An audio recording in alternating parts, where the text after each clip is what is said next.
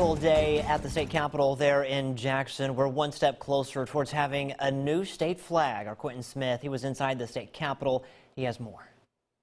The Confederate emblem has been featured on the Mississippi state flag for more than 100 years. But after a decisive vote by both the House and the Senate, that could soon be changing.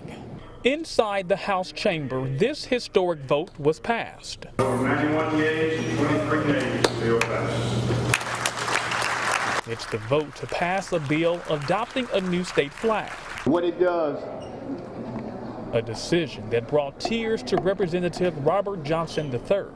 See, for years he's been fighting to have the state flag removed. I knew we could not continue to operate under the negative pall of that flag. I knew we couldn't do that. I knew the state couldn't prosper or exist. Soon after the House made its decision, it was the Senate's turn. After a lengthy debate, they also passed that same bill to retire the current state flag. I voted 37-14, the bill passes.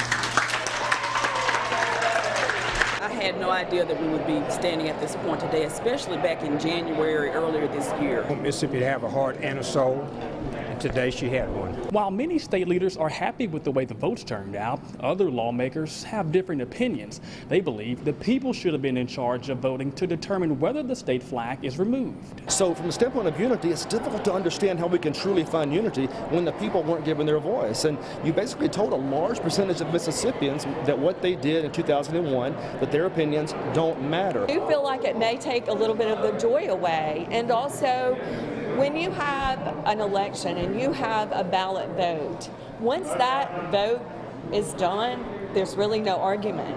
So that's one reason I felt that it would be a good thing for the people to be able to vote.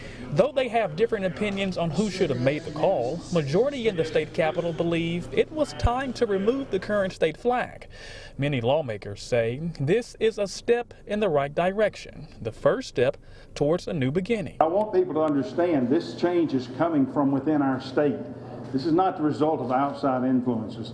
The hearts of the people in that chamber behind me were changed. One thing about these proud moments is that no one can share them individually.